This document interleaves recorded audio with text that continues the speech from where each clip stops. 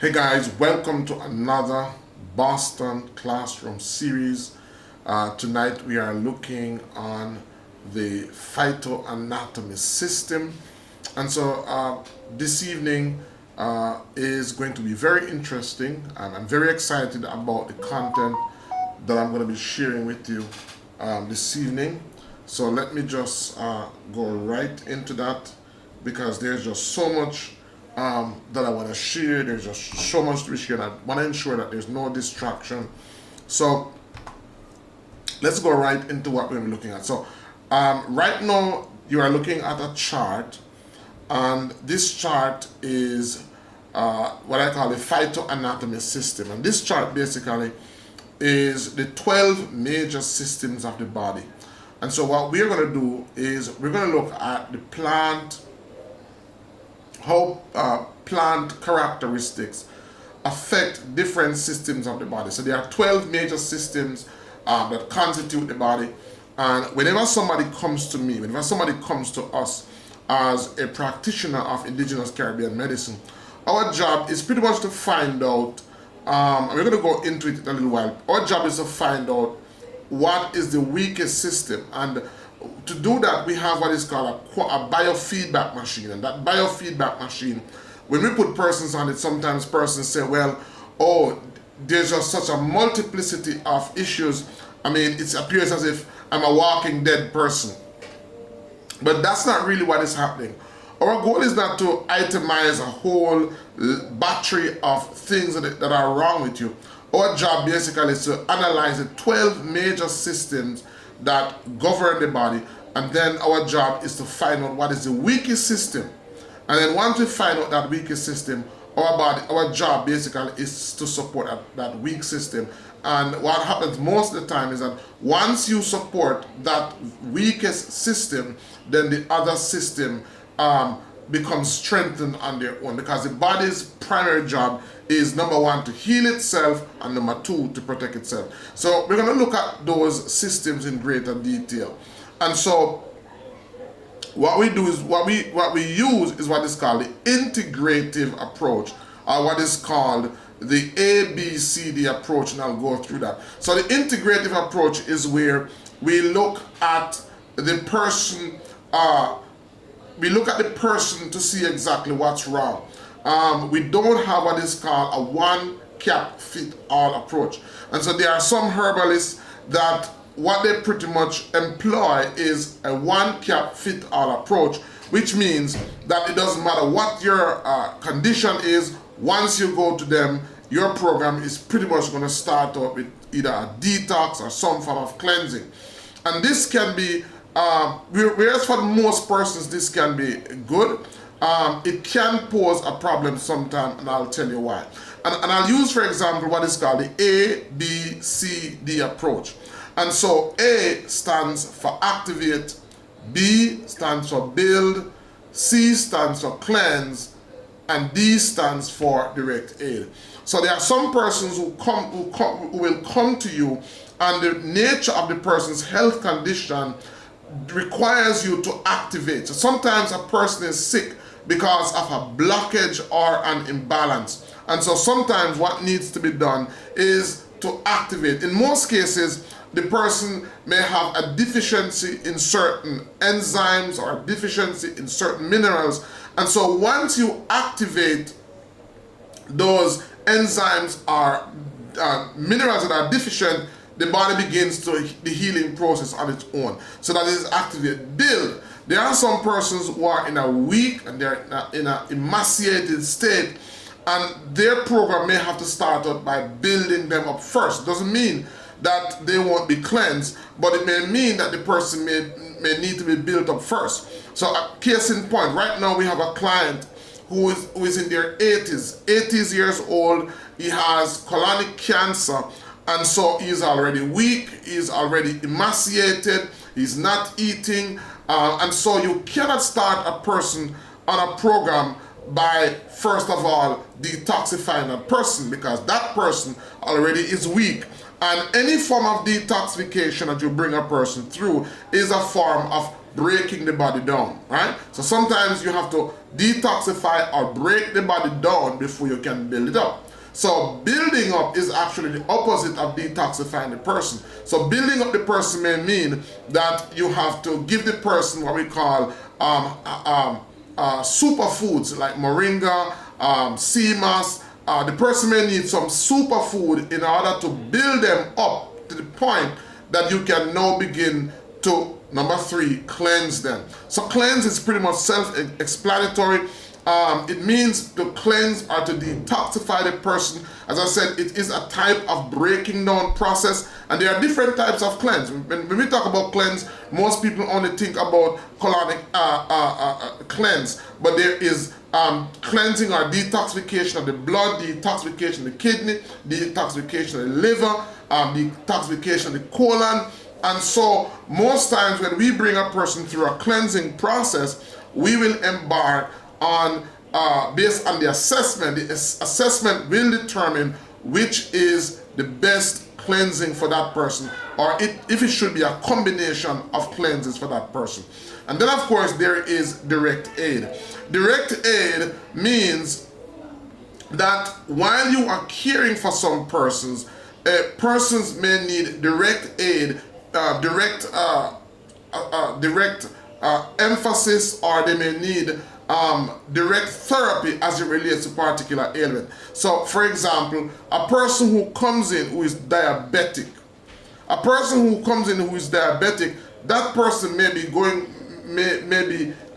through the building up process, but while going through the building up process, we have to also supply direct herbal compounds that will focus on the person's diabetic condition. So direct aid is where you provide direct support for particular ailment while you are dealing with that person. Now, once we do the assessment that we do determines where we start the person in the process. That's why it's called the ABCD approach. Sometimes it may be one out of the 4, 2 out of the 4, or all 4 may be employed, but it will also tell us which one first to employ. So that is what we use in dealing with person. It's very safe because what happens is that we are dealing with person based on their particular need. So after the assessment that we do, that is what determines the mode of therapy or the mode of intervention that we are going to employ. And we're going to talk more about this as we go through this entire series looking on the different systems of the body. So the ABCD approach proposes that the body has 12 major systems, and that these major systems intercalatorily govern and work to maintain harmony in the body. And that disease results when there is a disturbance in that balance. This disturbance may be caused by their either blockages or imbalances in the person's health. As a practitioner, your goal is to identify the weakest system and then to support it. Right? So that's basically what the ABCD approach is, and it's a tailored or cut to fit approach based on the needs of the person. So now let's look at the 12 major systems of the body. Now herbs will always have a major or more dominant effect on a particular system of the body.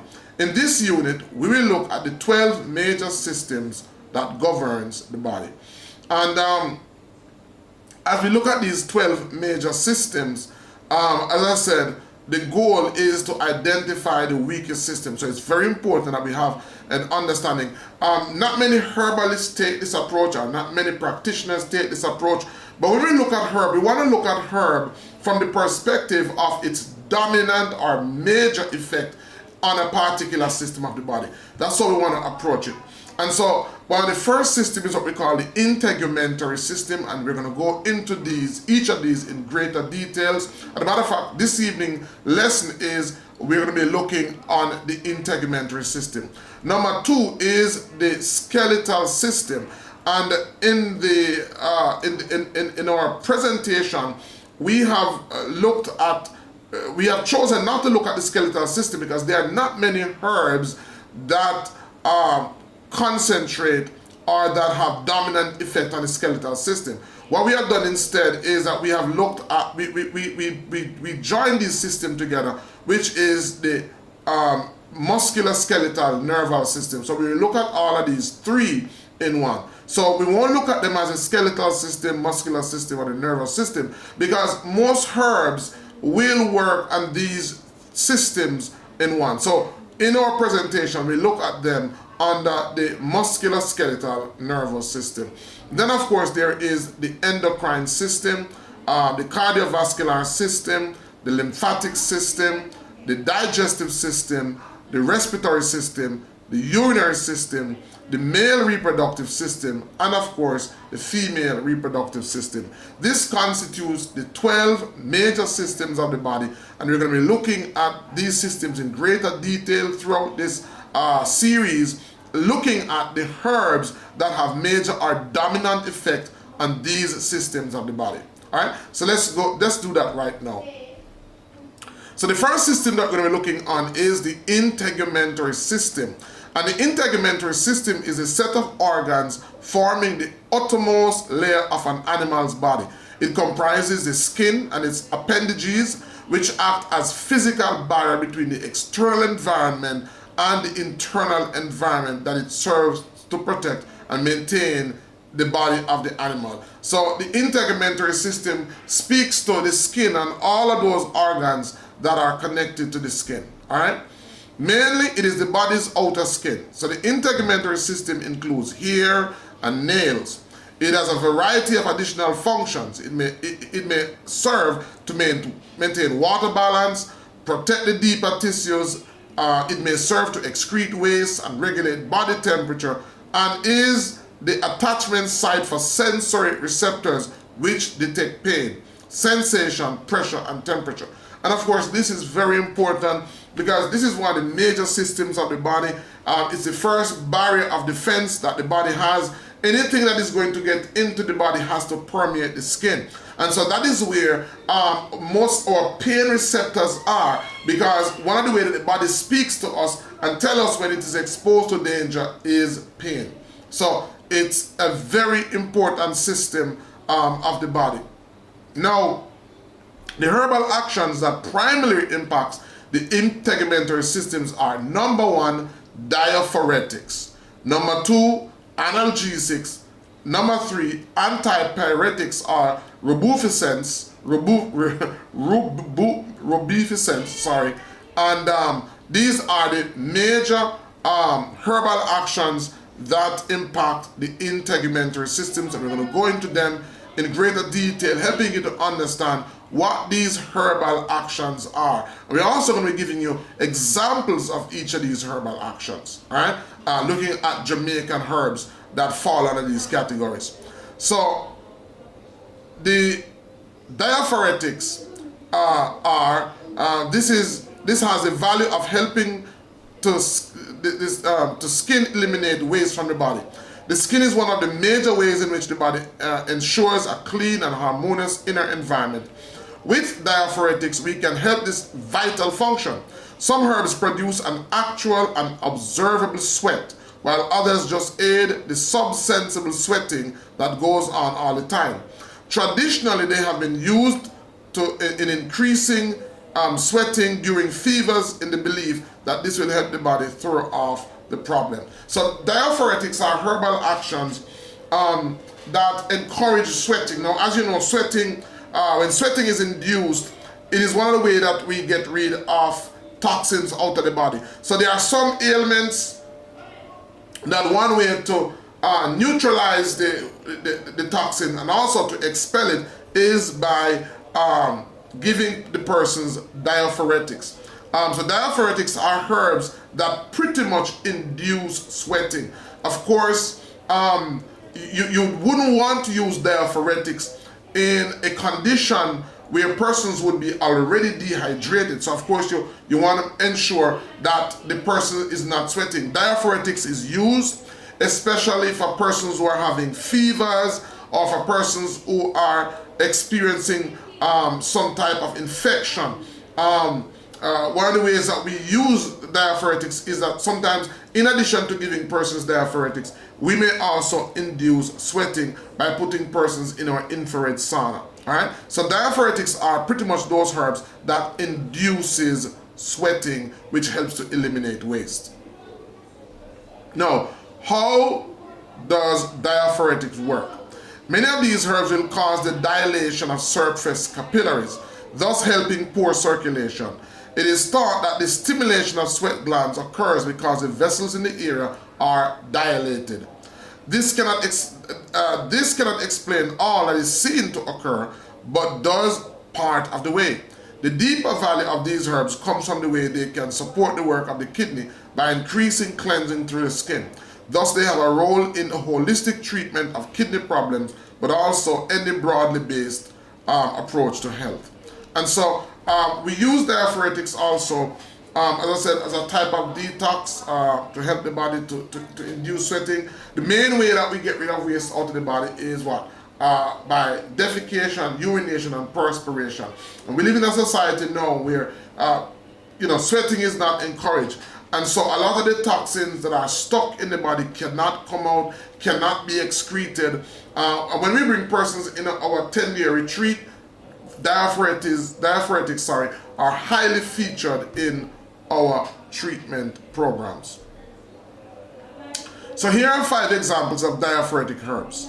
Number 1, ginger, very powerful diaphoretic. Number 2, bird pepper, which is Capsicum fruitans, very spicy, a very pungent herb that not only helps to remove the buildup of plaque in the vascular system, but it is a very powerful diaphoretic as well.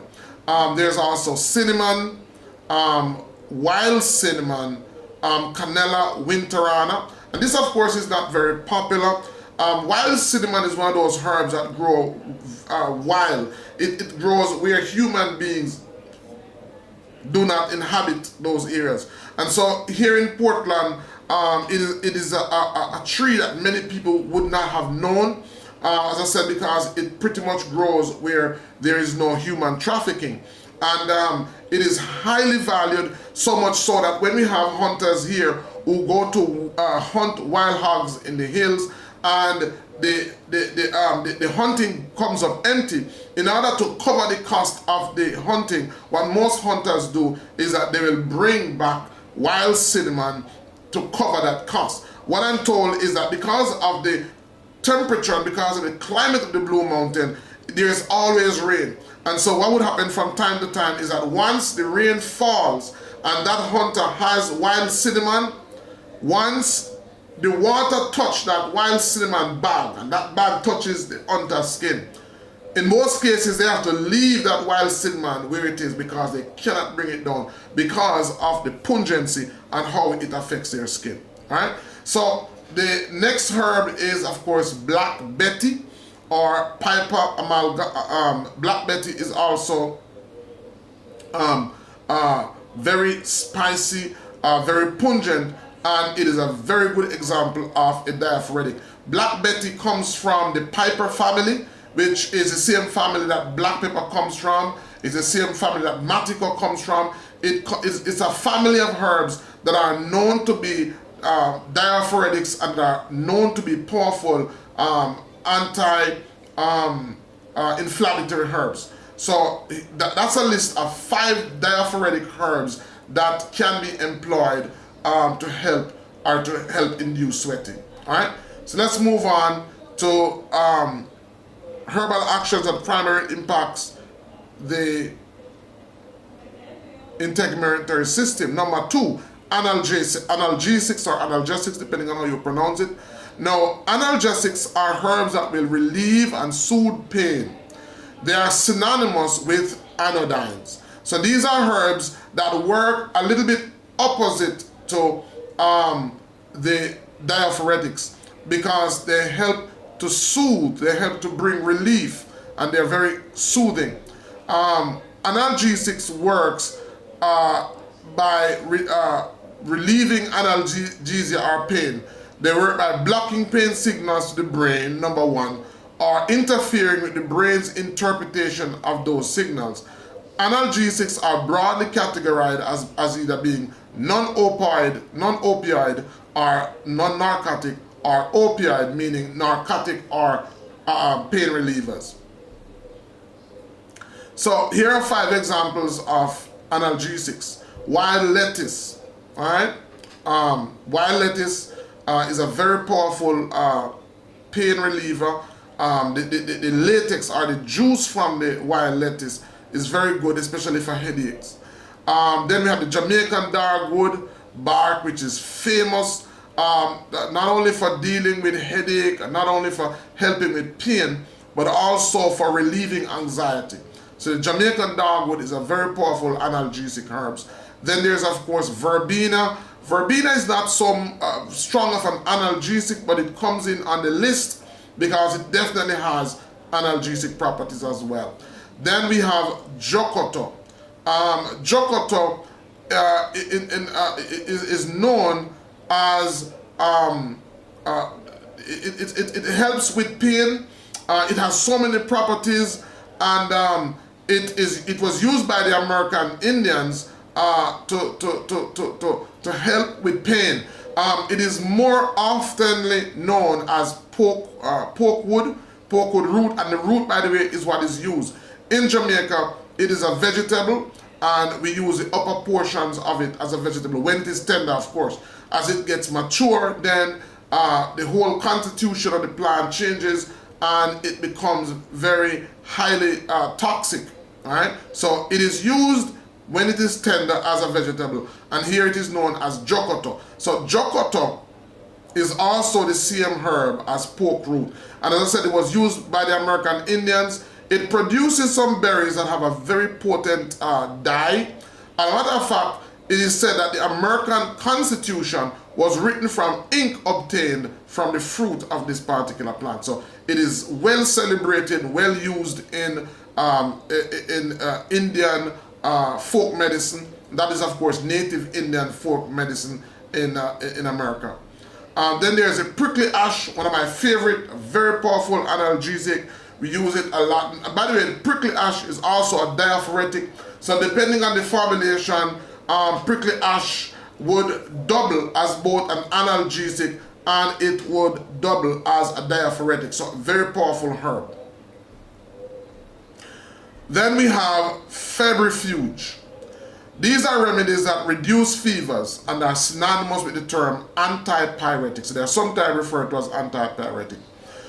Fever control with herbal remedies is quite effective. However, the focus should be on aiding the body's natural recuperative processes rather than just dropping the temperature.